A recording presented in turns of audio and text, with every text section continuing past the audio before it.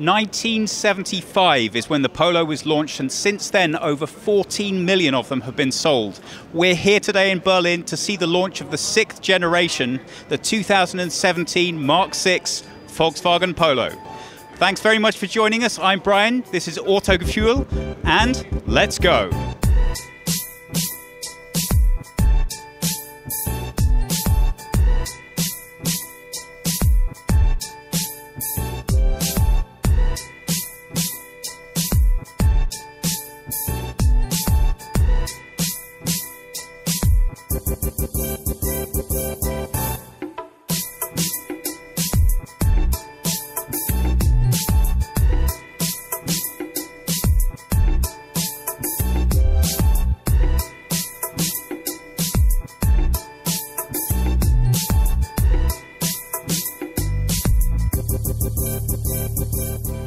Let's talk about the design. A lot has changed with this car, and that's largely due to the fact that they've changed the platform on which it's being built. The new platform is the MQB A0, and you might be familiar with the sound of that. It's also the same platform that's being used for the new Seat Ibiza and also the Skoda Fabia. But here we can really take a good look at what you're able to achieve.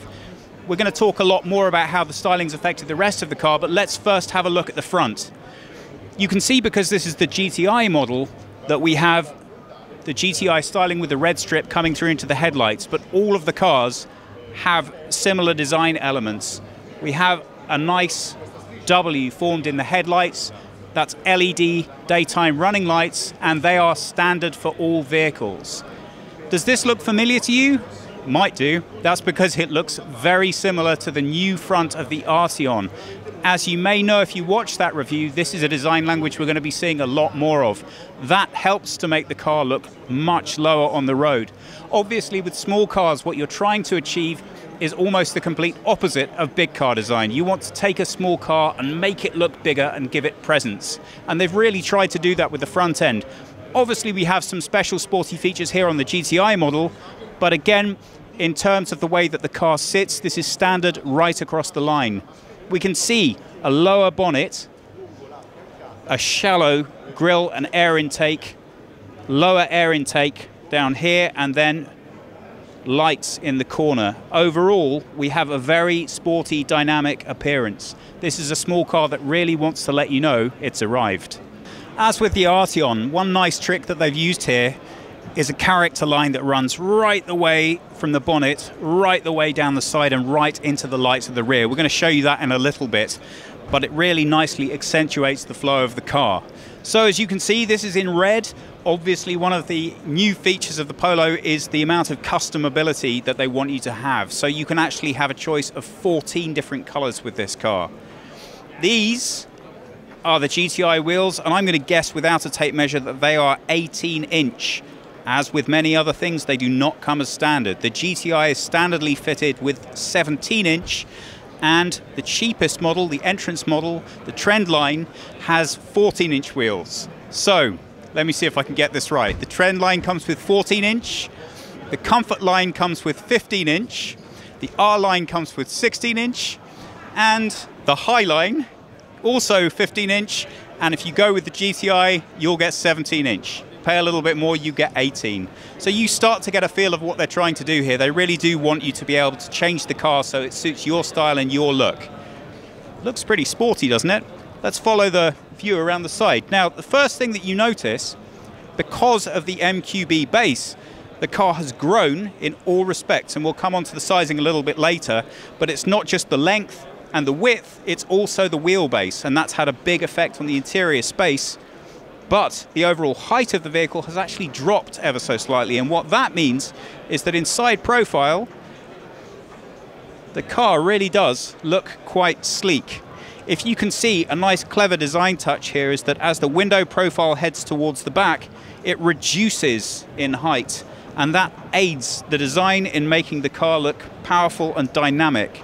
As you come through to the rear, we have a special spoiler on the back that's specific to the GTI version, excuse me, and this is consistent throughout the entire lineup. We have these rear lights, and they serve to accentuate the character line right across the back. Why did they do that?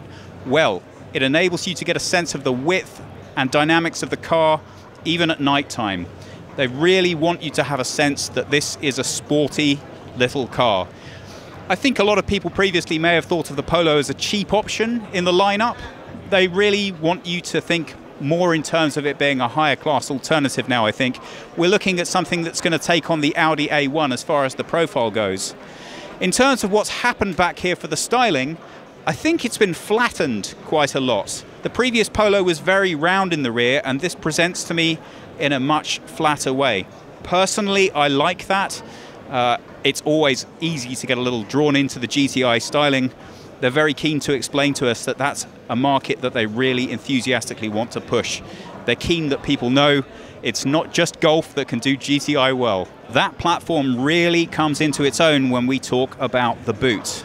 Look at that. That is 351 litres of load space, and that is 25% bigger than its predecessor. I always like to do that. But you can get a sense, you could get a small suitcase in there lengthways, a good couple of them. It's not the biggest boot in the world, but it is a small car, and I think you can fit more than most things you would likely want to transport around in it. We're now getting our first look at the Beats audio car. Now, quite excited to see this because our good friend Jürgen Stratmann just told us that this was his favorite, so obviously we've got to check that out, right? Well, let's take another look at this flank again. This whole vehicle is 4 meters in length, and that's around about 13 feet. That's significantly longer than its predecessor, but the real difference comes in at the wheelbase. That's 9.5 centimeters longer, or about 3 3/4 inches. And that really does change the dynamic appearance of the car. As you can see, we have the Beats version here in white. Again, I'm guessing these are 18-inch wheels. Standardly, this comes with 16. The styling differences are all on the interior with one exception. Have a look at this red line. It runs the whole length of the car, and that's just in case you need to make sure that anyone you pass knows that you're driving a Beats Polo. Let's have a little talk about styling. Well, they haven't quite copied over the themes from the Arteon, but they've kind of added to them. We still have the traditional Volkswagen Trend line, Comfort line, and High line. Added to that now, we also have the R line, we have the Beats audio, and of course we have the GTI. So in front of us we have a Polo High line, and that'll give you a feel for the styling of this car. I would call it discreet. It's very different front end to the GTI. As you can see, as I mentioned earlier, the styling is similar with the lower lip here, the W signature in the headlights, but we have a flatter grille, flatter air intakes, designed to look much more discreet and less sporty. Coming over here, we can see the R line. And this, I would say, is a good compromise between the real aggressive sportiness of the GTI and the smoother, more discreet High line. So here you can see that there are more aggressive elements. Let's just compare these light housings with the ones that we've just seen on the High line. As you can see, that's going to make your car sit much more aggressively on the road. I think they've gone to a lot of effort to make sure whatever your taste is, there's going to be an option here for you. All of the models have their own unique styling features, and here we can see that the fin at the back is missing that little black extrusion that both the GTI and the R-Line have. So let's have a talk about what's powering these things. Well, we're standing in front of the brand new 1.5 litre TSI engine, but there will be plenty more available. 6 petrol engines in total, ranging from 1 to 2 litres in size, producing between 65 and 200 horsepower.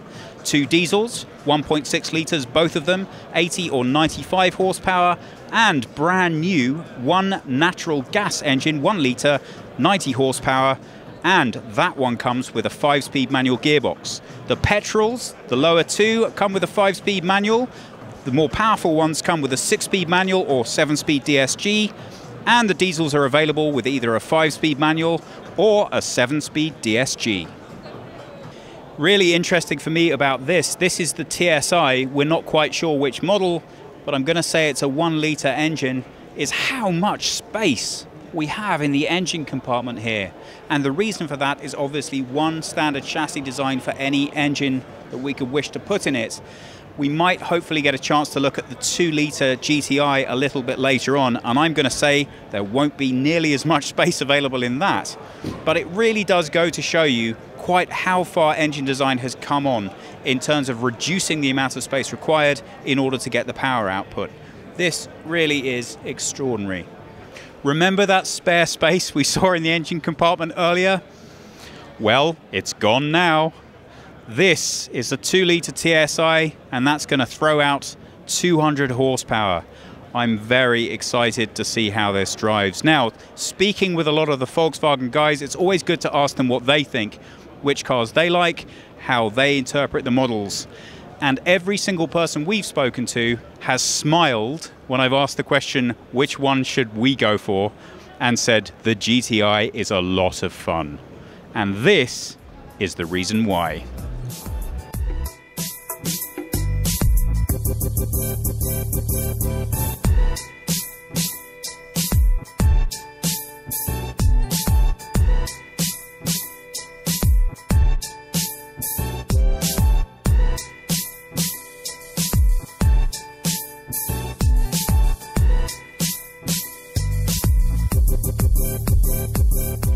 It's a bit like fighting through a bear pit. To beat off the journalists to get a look inside these cars, we've managed to fight them off so we can take a look at the Beats version of the new Polo. Let's see what the inside does for us. Well, you can see that the styling is most definitely what I would describe as youthful. They clearly want to push the energy and the youth of the brand in this car. It doesn't have the discreet styling of the Highline or the really sporty styling of the GTI. But it does communicate fun, if fun is your thing. I'm only kidding. Let's have a look and see what it's like when I sit in it. Okay, well, I would start by saying surprisingly spacious is how it feels. Obviously, we're all used to that small car feeling, and this doesn't have that at all. It's very, very pleasant indeed. One mention quickly on the design styling here, which is unique to the Beats, is this coloured trim here. I mentioned earlier that they're very enthusiastic about individualization for these vehicles, and this trim can come in 17 different colours. When you combine that with the 14 that are available for the exterior paint, you can more or less have any combination that you want. I don't know if I'm such a big fan, but I don't think that I'm the target market for this car. What you do get with the Beats package is a 300-watt stereo system. And although we won't be able to show you that today, we'll see if we can show you it when we take it out for a test drive. So, looking at the design language of the car overall, and this is consistent across all of the models, we have soft touch dashboard, nice, inobtrusive, doesn't really say too much about anything. Now, again, this is consistent throughout all of the models. If you have a look across the front, you can see that the instrument displays are all on the same height. The intention behind that is that you don't get distracted while driving and everything is visually easy for you to access. I'm quite happy to see my old friend the analog dials in this car. We'll show a little bit later on. Obviously, they're very excited to explain to us the new active info digital display cockpit that they have. We're now on the 2nd generation, and the Polo is actually the first car to experience that. So we're going to take a look at that a little bit later on. But you know I like analog dials. That's just how it is. Sound system, obviously standard, is small. This is not the entrance level one. This is the largest infotainment system that's available on this car. Coming down, air vents, heating and cooling, air controls. If you want different climate controls, that's not standard on the cars. As is in keeping with most other models, there are many, many, many different features you can get, and they are not standard. Important to point out that they're very enthusiastic about all the assistance systems that are available. Now, most people aren't going to spring for the full lineup when they buy a car. So it's nice to know that if you just buy an entrance level model, which is available from just under €13,000, which I think is a pretty good price, it does come standard with both front collision and emergency stopping. And that means when you're driving through town, if somebody jumps out in front of you or you have an issue coming up ahead, your car will help you with that. And I think it's really nice and important that they're starting to include those features as standard on cars. We all appreciate them, but we can't always afford to pay for them. Obviously, you have the full gamut of other things available. Volkswagen are telling us that that's really unusual for a car of this size. They think they have the most competitive options available of any car within this segment.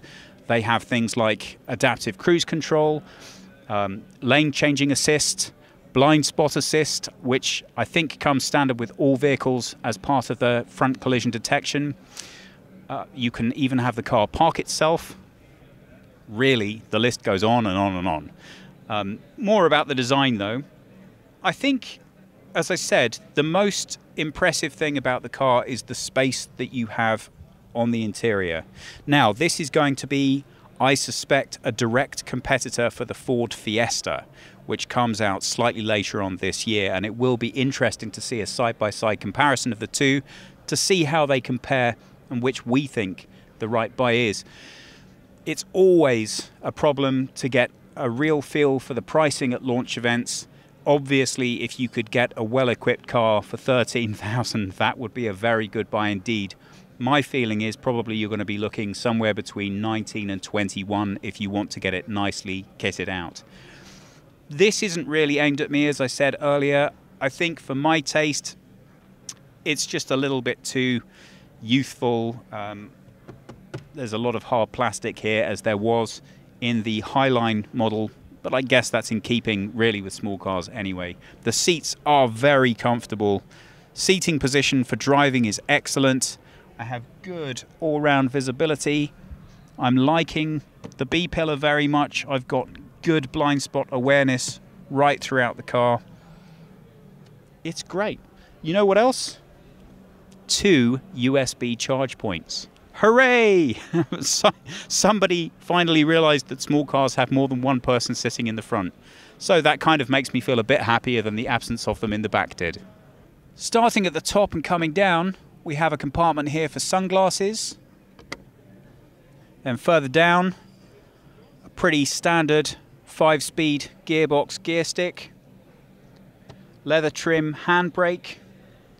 We are obviously not minding these seats because this is imitation leather, not real leather, and obviously a fabric insert. That's nice to see. We have a 12-volt charger here. That's a nice addition on top of the 2 USB ports.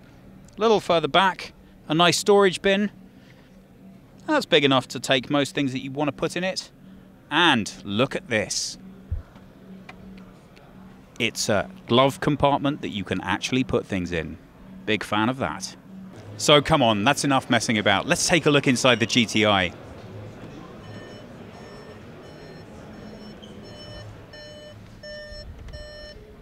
Okay, so this is the grown-up Polo. This is my Polo. They've obviously gone to a lot of trouble to make sure that they haven't cheapened the GTI brand. They really want you to know that this belongs in the family. And it's nice. It's nice. It's subtle, it's discreet, and as it should be, it's all going to be about the drive. This has the brand new 2nd generation active info display fitted to it. Now, I would say that not a huge staggering amount has changed. It might start bleeping at me now, but I just wanted to give you a sense of the display itself. They put a lot more display features in it, which allow you to get more information. Let's have a look. You can see that the styling has changed a little from earlier versions. There's an awful lot of different features that we can get information on. Let's see what we can find. Okay, well that hasn't changed radically. There we go. Just a little bit different.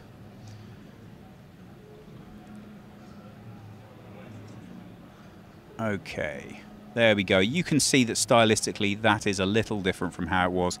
They were keen to point out to us that the display is a lot crisper and sharper. I'm going to assume that means a higher density of pixels. They didn't tell us what that was, so unfortunately I can't give you that information.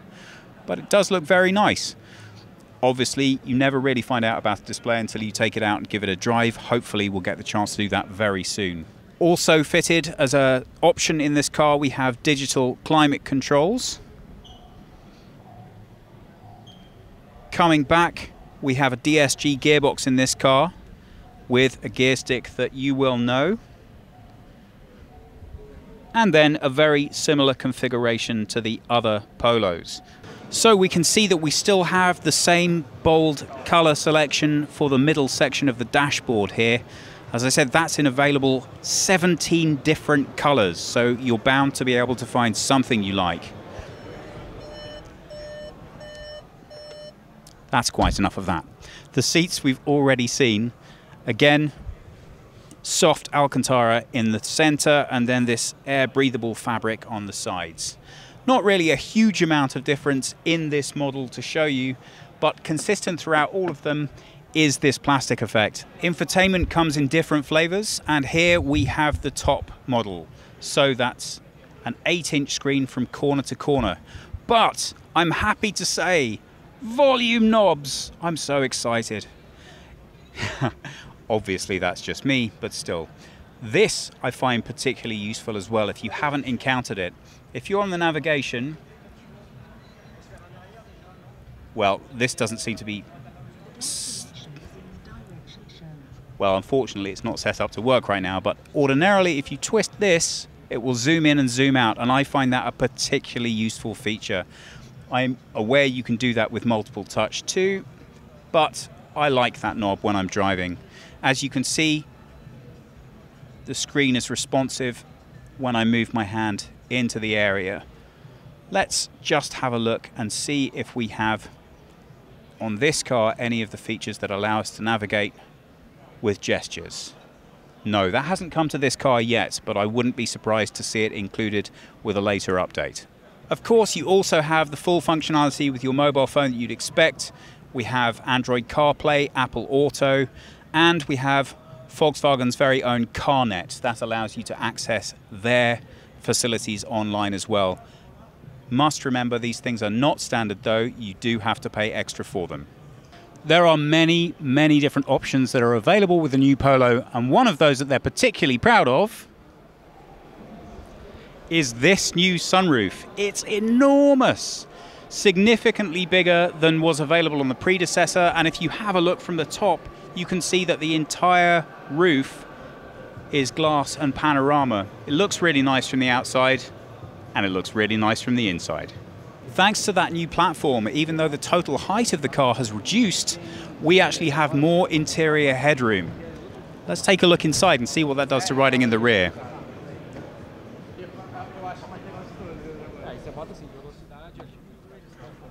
Well, it's not just the headroom that's improved, but this is significant.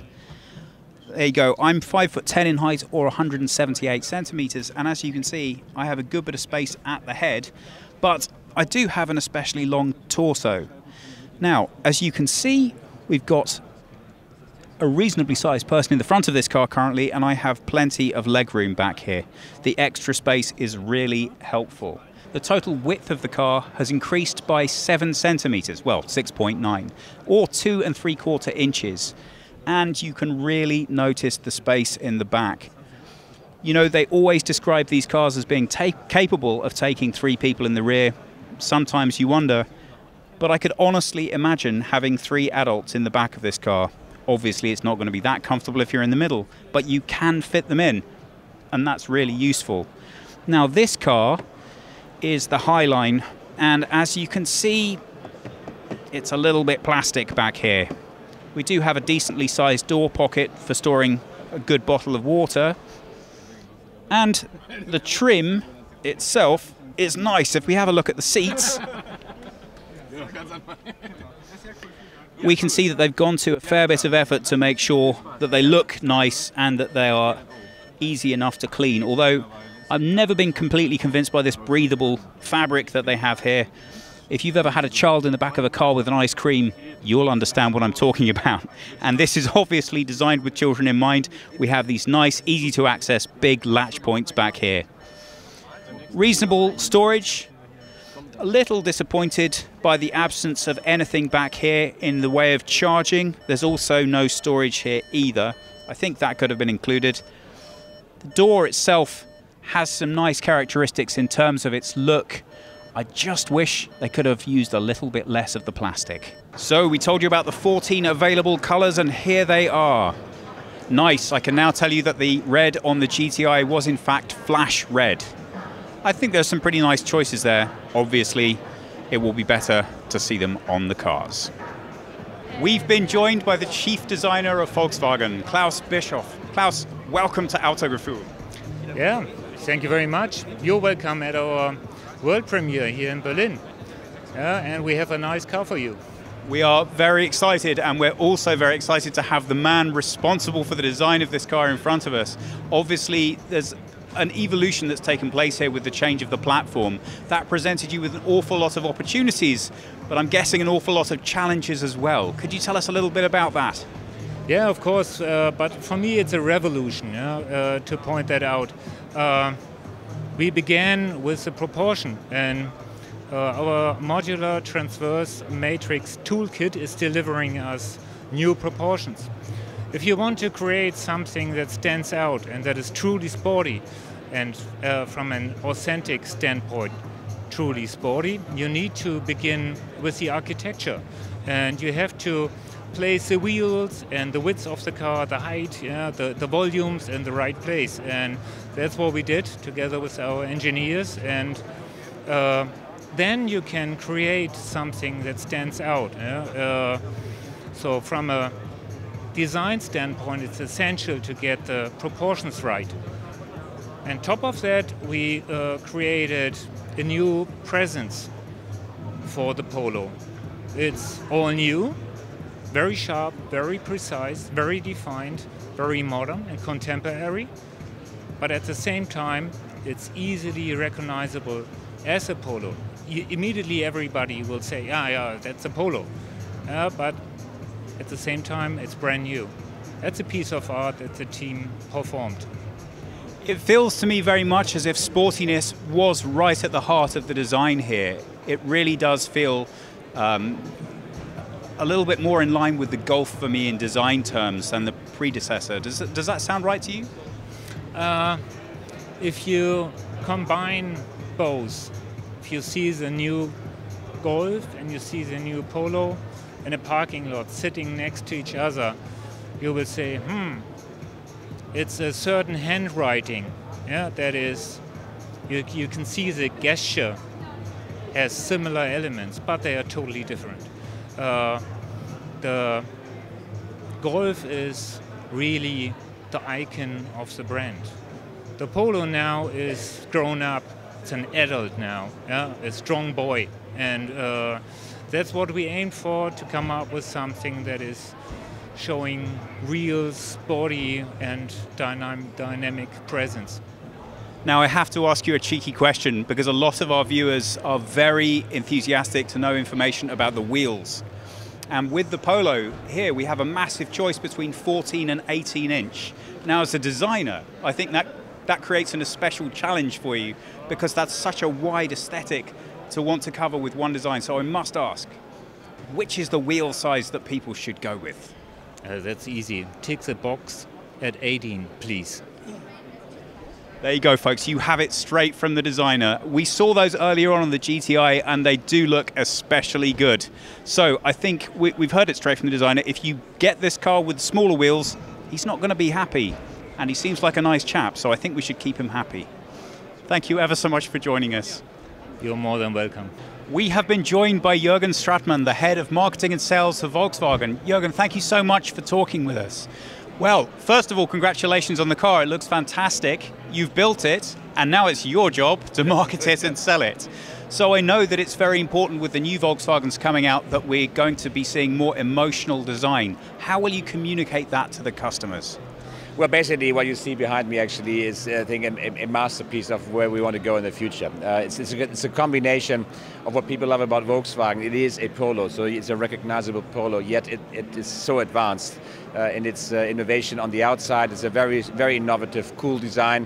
which is going to be timeless in the future. And the car is loaded with technology, innovation on the digital side.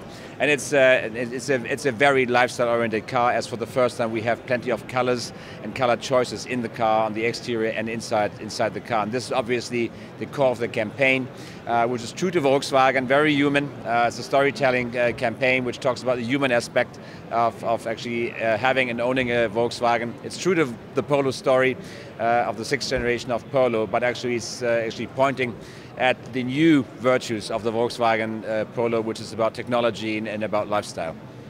Now, I know that the Golf is currently the #1 seller. Do you have designs on taking that over with the Polo? No, I think the ranking is going to remain what it is today.